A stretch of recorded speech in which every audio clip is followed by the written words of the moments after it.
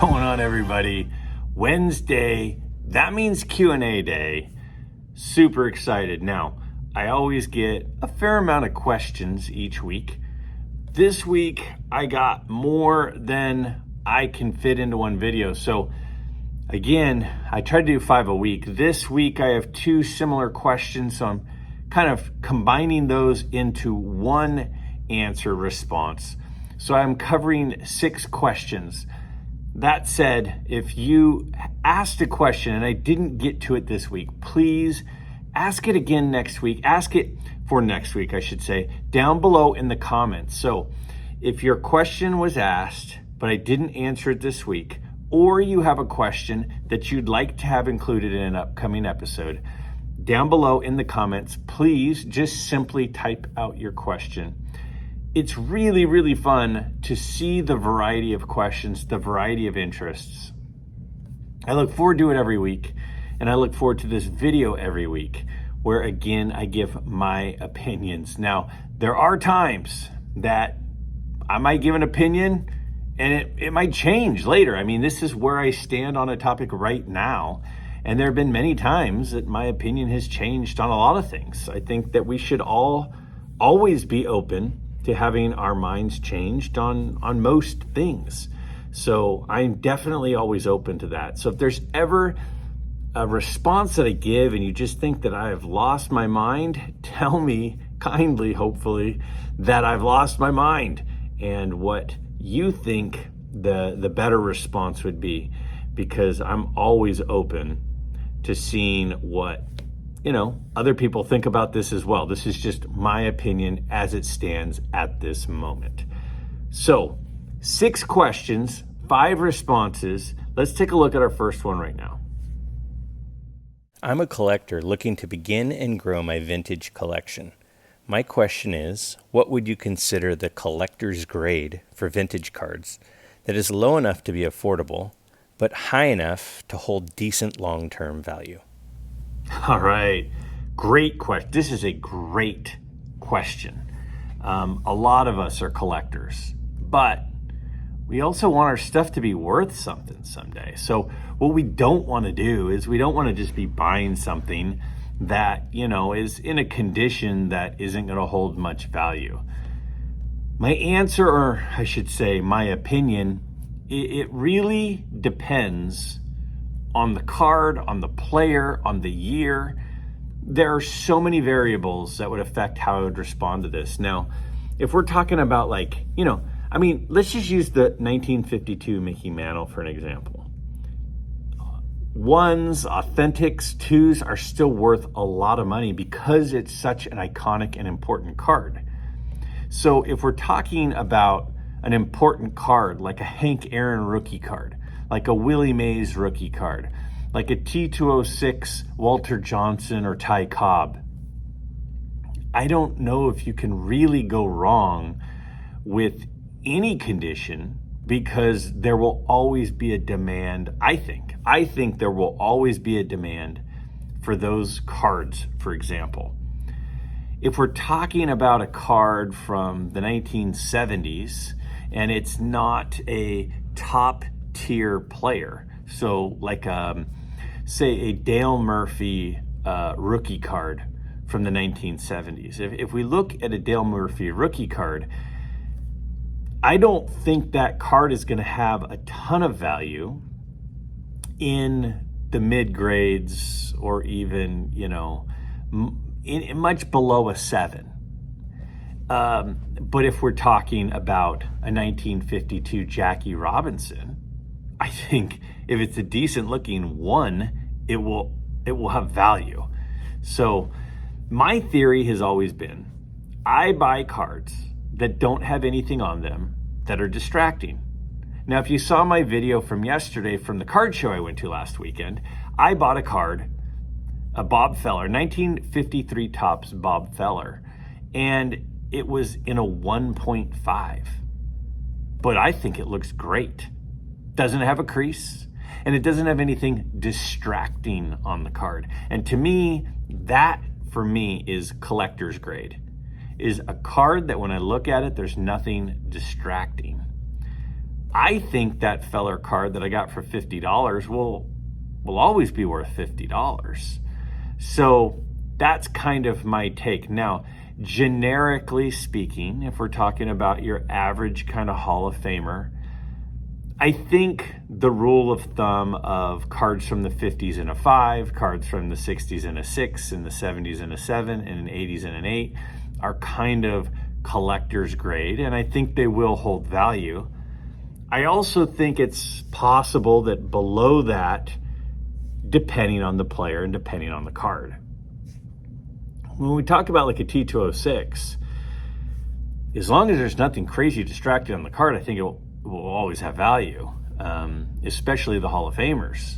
In the 1950s, again, if we look at the set in particular, it even adjusts my thinking. So if you look at like a 1952 Topps set, you don't need to get a 5 in a 1952 Topps card because that particular set is so important. It's so iconic. It's so recognizable that, if you get a 1952 Topps Jackie Robinson card, which is a beautiful card, and you get that card in a 3, I don't think you should go, oh man, it's not a 5, so I'm not buying it. No, that's an expensive, that's an important card, and the collector grade, in my opinion, for that card would be lower than if we're talking about like, a 1958 Topps Ernie Banks or something. So I don't think there's a clean, finite answer here.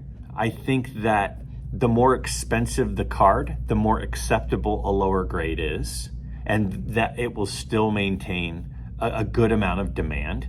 I think that the older the card, the more acceptable a lower grade is. My advice, and it continues to be my advice, is buy what you like. Yes, we want our cards to hold value. We want our cards to maintain value. We want our cards to go up in value. But if you're buying this card as a collector for your collection, by far the most important thing should be if you like the looks of the card. Some people hate creases. Some people hate cards that are off-centered. Some people hate cards that don't have really good color and registration. So depending on your particular interests and your eye and what your eye sees and what your eye likes and doesn't like, I don't think you can go wrong as long as you're getting what you like. Yes, I think a very good rule of thumb is a 5 from the 50s, a 6 from the 60s, a 70 from the 70s, and so on. But there are a lot of really nice looking cards from the 50s in 2s and 3s and 4s that I would love to have. So it's a rule of thumb, but I don't think you have to stick to that rule in order to have a card that's going to maintain value. If I could someday get a 1955 Sandy Koufax rookie card and it's in a 2, I'm not going to be upset because it's not a 5. When we get to the newer cards, I would encourage people from the 70s, if you go much below a 6, there's just so many of them, it may not maintain the value as well. If you're looking in the 80s and you go below 6, unless it's a huge card like the Rickey Henderson 1980 rookie card, then it may not really hold value. But if we're talking vintage cards from the 60s, 50s, and before, I'm at a point where I don't think that there's necessarily a bad grade as long as it's not distracting whatever's wrong to it. And when I say distracting, I mean a giant, missing piece of paper on his face, a big crease that goes right through his eyes. The corner is missing on the card.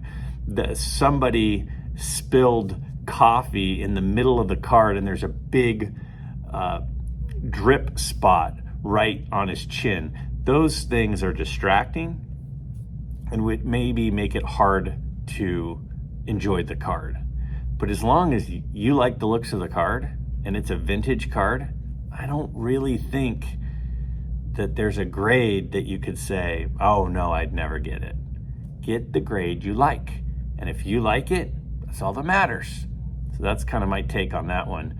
But I'm definitely open to somebody telling me why I'd be wrong on this question, because I know there are a lot of opinions on this, and I know that that's my opinion, but I could be convinced otherwise. I know you're a collector and not an investor. If you had a crystal ball and could see 30 years from now that your collection was worth little, would you care or even stop collecting now? Ooh, if I had that crystal ball, wouldn't that be nice? If I had the crystal ball, I wish I would have had it in about 1987. It would have been really nice to have the crystal ball then. So, in all seriousness, a crystal ball for 30 years from now. So, I was born in 79, that makes me 44. So 30 years from now, I'll be 74 years old. I plan on still being around. I still plan on collecting cards and being involved in the card collecting community. What would I do differently? Would I stop? I certainly wouldn't stop collecting. Whether the cards go down in value, it would not prevent me from collecting. That is for sure. If I knew the cards were going to be worth very little, I would certainly be less inclined to buy high dollar stuff. So, I'd be less inclined to try to buy the T206 Walter Johnson portrait card if I thought it would be worth very little in 30 years. I would still collect cards for sure, but the high dollar expensive cards, I would be less inclined to spend a lot of money on right now. I would be more inclined to spend more time in dollar boxes. I would be more inclined to buy very low condition cards because I still want to have cards. I just wouldn't be wanting to spend a lot of money on cards.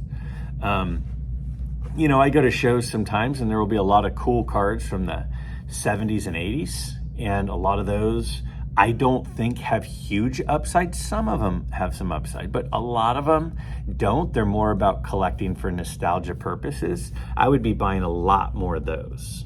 I would be buying a lot more of the cards from my childhood that I haven't gotten yet, like I mentioned in a video late last week, and less inclined to be, trying to land the 55 Roberto Clemente rookie card.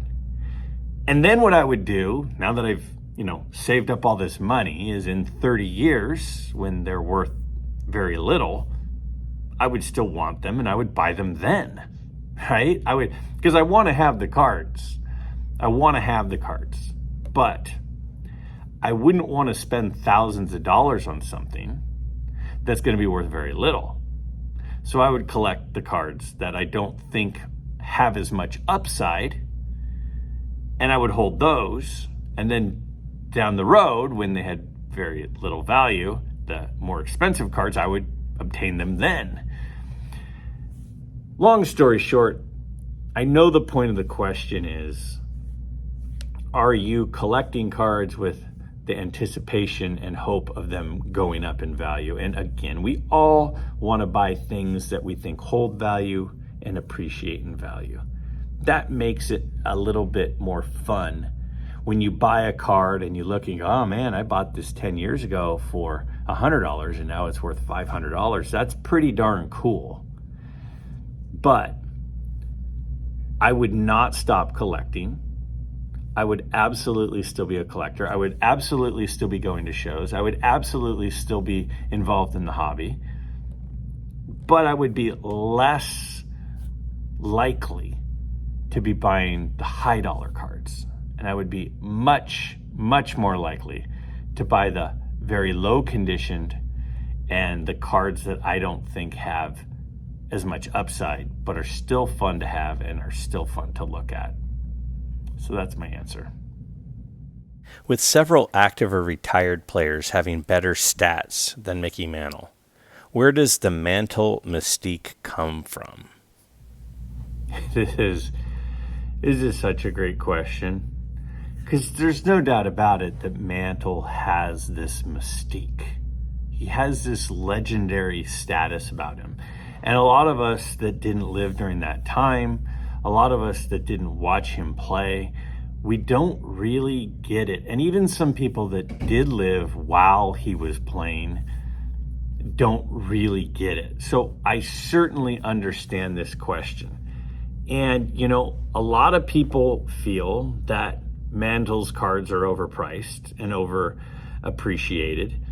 And I do understand when people say that. But here's the thing about Mantle.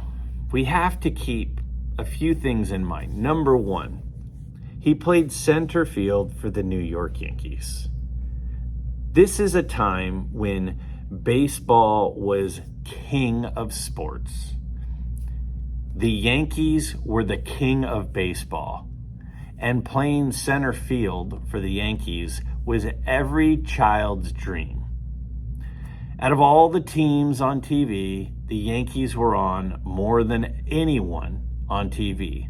So nationwide, people are familiar with the top team, the top player, the center fielder for the Yankees. So it's so much of a different era than we live in now. It's kind of hard to put ourselves in that frame of reference and understand that. Now, it's sort of like when you think of other sports, it's sort of like, these players nowadays that are just likable. The likability factor of Mantle was off the charts. Now, again, I met him when I was a kid at a card show, and he signed a ball for me, and he seemed like a nice guy, but I didn't grow up watching him. So a lot of this is stuff I've heard my dad say, I've heard other people talk about, I've, watched on documentaries or I've read about. But, when Mantle first took over for Joe DiMaggio in center field for the Yankees, the New York fans were not huge on that. That was something he had to prove himself to those fans. But he kind of comes in, he's kind of this likable, shy, farm boy who the story of his dad, basically, who was like a miner, he literally raised him to be a prodigy, to be a professional baseball player. It's almost like the Earl Woods, Tiger Woods thing. It's like he was raised and he was trained as a kid to be what he became. And he put in that effort and the hard work. And, the stories that I've read are how, they trained him to be a switch hitter so he could be more valuable. They trained him to mirror across from, as a lefty, mirror the right-handed swing that he was being shown. And then he shows up, and there's nothing that Americans are more intrigued by and captivated by than power. And Mickey Mantle, still to this day, as far as I know, has the longest home run ever hit. It was like 560 feet. They say that he hit a home run that almost went out of Yankee Stadium. It missed going out of Yankee Stadium by like 2 feet or 18 inches or something. It hit all the way up at the top of the facade in right field. I mean, and I've seen pictures of it and stuff, and that brings you a legendary status. So we got this shy, quiet farm boy who was raised to be great. He's playing for the New York Yankees. He takes over for Joe DiMaggio, and he's this insane power hitter. All of those things line up perfectly for him to become a legend. Now, the other piece of it that I find really interesting is there's nothing that Americans love more, besides power, than winners. Mickey Mantle won several World Series, but how he performed in those World Series was also unbelievable. I mean, he had 18 World Series home runs. So he didn't just make it to the World Series and they didn't just win World Series. He was as good as he was all year in the World Series. So he was clutch. And Americans love winners. They love power and they love clutch. They loved baseball the most at that time. The Yankees are the most popular team, and center field is the position that everyone wants to play. And he's just this shy, unassuming guy. Now, when Mantle got his plaque, I believe it was presented to him from Joe DiMaggio to go into Monument Park. And, I believe Mantle even participated in Joe DiMaggio getting his plaque in Monument Park. And Mantle said at the ceremony, DiMaggio's plaque should sit higher than mine. And literally, they hung Joe DiMaggio's plaque 1 inch higher than Mickey Mantle's plaque because Mickey Mantle insisted that they do that. Now, how do you not love a story like that, or a person who is saying, no, I know you guys like me, I appreciate this plaque, but that guy, his plaque should hang higher than mine. That is why people love Mickey Mantle. It's not just the power. It's not just the winning. It's not just the clutch. It's not just that he was born and raised to be what he became. It's that he was an unassuming guy who even looked at others with that sort of appreciation and that sort of love and admiration. I mean, everything lined up perfectly. Right place, right time, right guy. It's Mickey Mantle. What are your thoughts on professional sports leagues promoting a gambling culture? FanDuel and DraftKings. Any concerns of there being another Black Sox ref, umpire, or coach like Pete Rose scandal? Man, what a tough question. What a great question.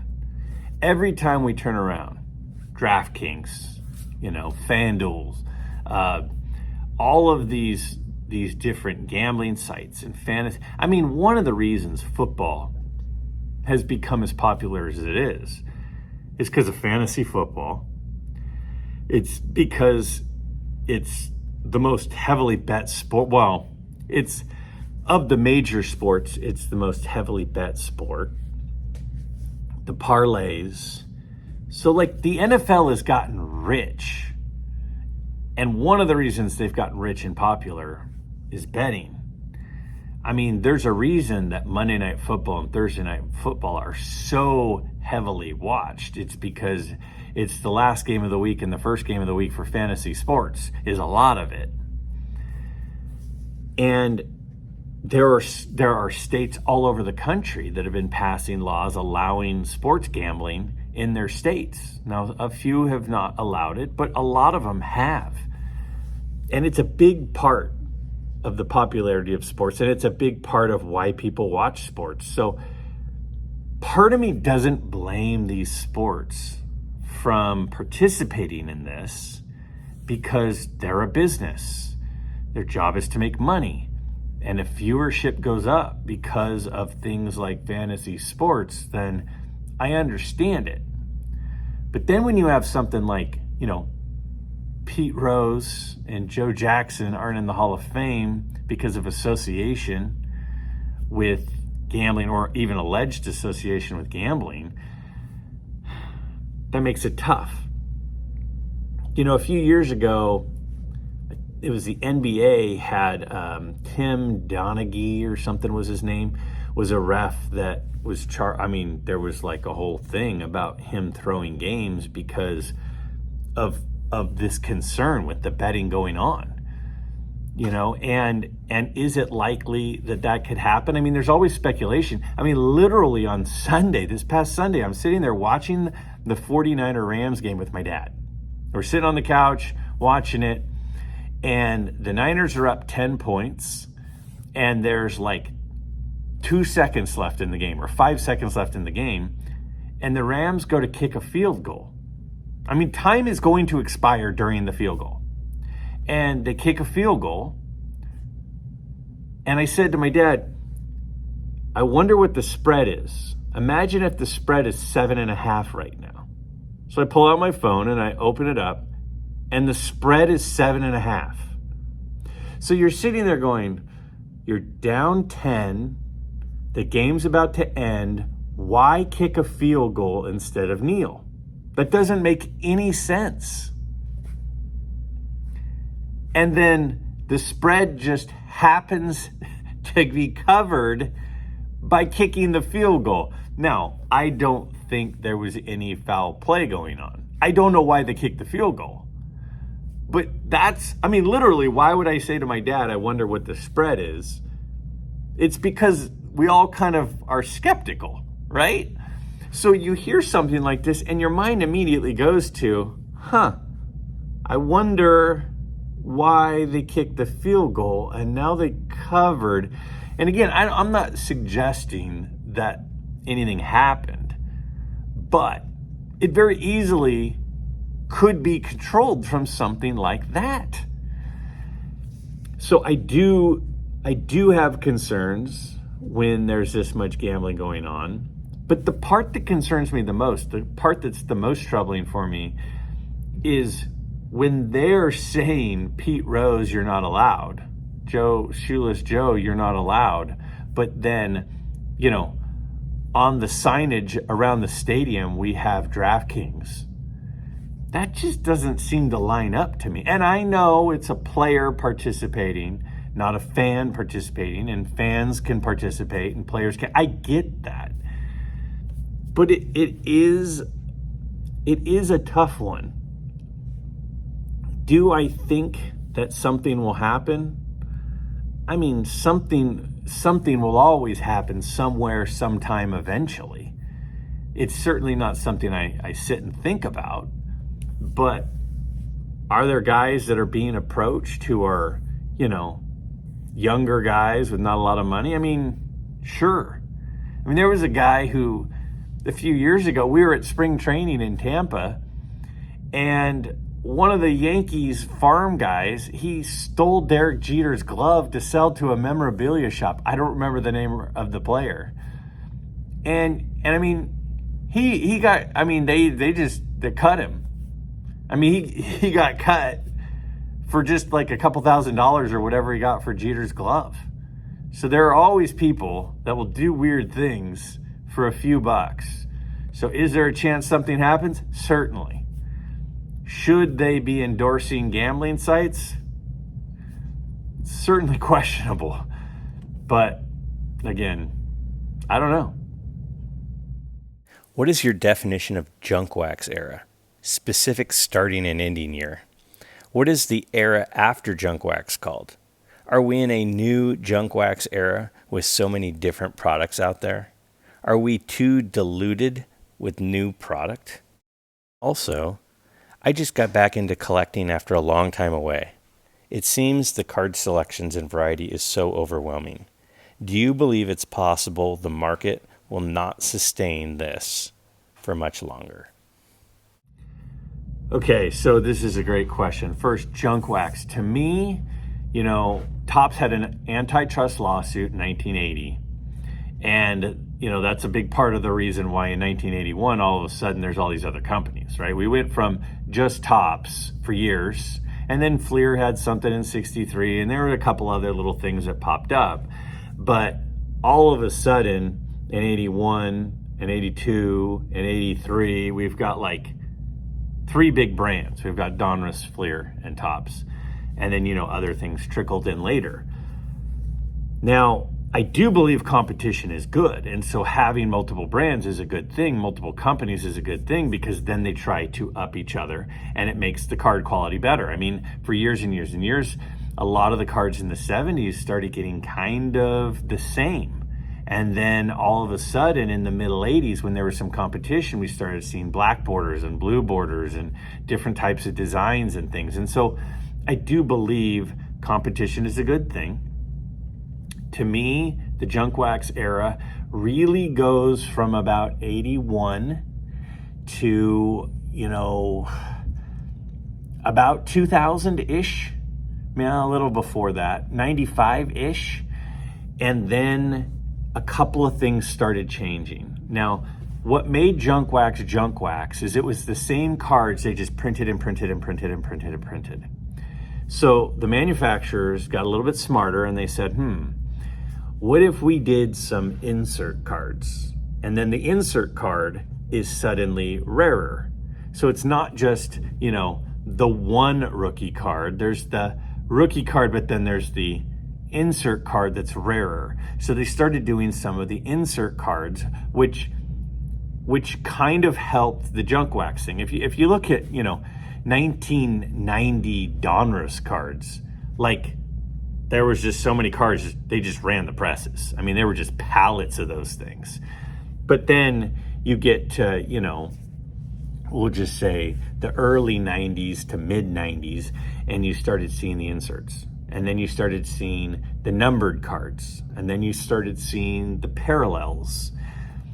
The thing that those did, the parallels and the numbered cards and the rarer, the different things that were unique, is it kind of limited the quantity more than when it was just presses running forever. So they smartened up. They smartened up in not just running the same cards over and over and over. They switched it up. And then they started doing all these different brands, right? You got like Bowman's Best, you got Finest, you've got Stadium Club, you've got, we all know the Chromes, and there's just so many different price point cards that make them different. So they're running tons of cards again, but instead of running 100 million of one card, they're running 5 million of 20 different lines. They're still running 100 million cards, but they're not quite as common because they've just made different lines of them. It's the same reason why, when I was growing up, there was like the Michael Jordan shoes. There was like one Jordan shoe, and now there's like all these different colors and variations, because then they can sell more of them, and they're rare if you do this one in this color, and this one with this logo, and this one with this design. So that's just business. I don't think it's sustainable. I have big concerns about modern cards. I've said before, when you have a card that, if you have a one of one, at one point, a one of one was one of one.